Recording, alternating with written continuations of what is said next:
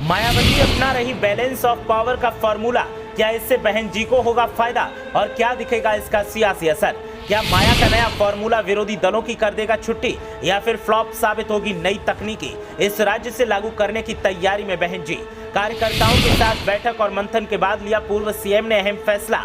अन्य का तो पता नहीं, लेकिन बीजेपी के साथ बैलेंस बनाने का मिल रहा संकेत। एक तरफ लोकसभा चुनाव की तैयारी और दूसरी तरफ नए फॉर्मूले का गठन। मायावती ने सियासत में एक ऐसा समीकरण गढ़ा है जिससे हलचल का माहौल तेज दिखाई दे रहा है। बीएसपी चीफ ने अपने इस फॉर्मूले से हलचल पैदा कर दी है और साथ ही ये भी संकेत दे दिए हैं कि नया फॉर्मूला यूपी में तो लागू होगा ही, लेकिन एक राज्य ऐसा भी जहां से सबसे पहले इस समीकरण का टेस्ट किया जाएगा।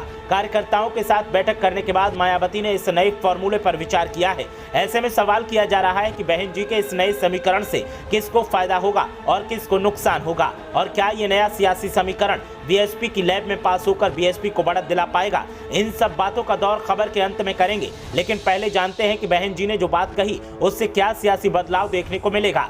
दरअसल जिस तरह से सपा मध्य प्रदेश में संभावनाओं को तलाश कर रही है, ठीक उसी तरह बीएसपी भी वहां मजबूती हासिल करने की तैयारी कर रही है।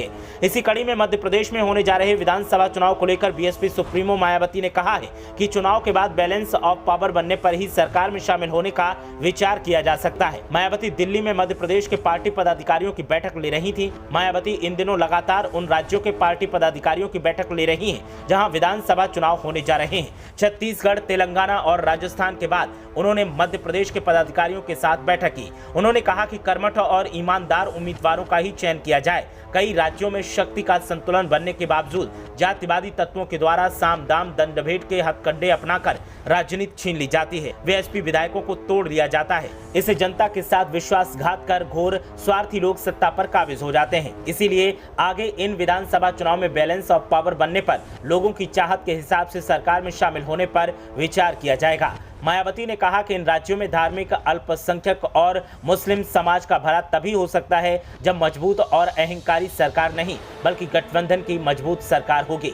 इस समाज के लोगों पर अत्याचार की खबरें लगातार आती हैं, ये दुखद है। इसका समाधान तभी होगा जब सरकार में उनके हितैषी प्रतिनिधि होंगे। मायावती ने सरकार से बाढ़ पीड़ितों की मदद करने की अपील की।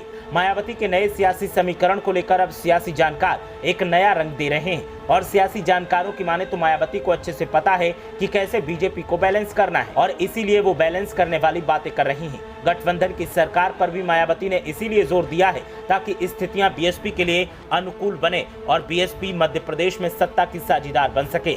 हालात जो दिखाई दे रहे हैं उससे बीएसपी विलुप्ति की कगार पर है। ऐसे में पार्टी को बचाने के लिए गठबंधन का सहारा लेना ही होगा और जिस राज्य में जो भी संजीवनी के तौर पर मिले उसे स्वीकार करने से बहन जी को कोई परहेज नहीं होगा, फिर चाहे वो बीजेपी ही क्यों ना हो। अब देखना यह है कि क्या बहन जी का नया फॉर्मूला उनको संजीवनी दे पाता है या नहीं। ब्यूरो रिपोर्ट, मीडिया हलचल।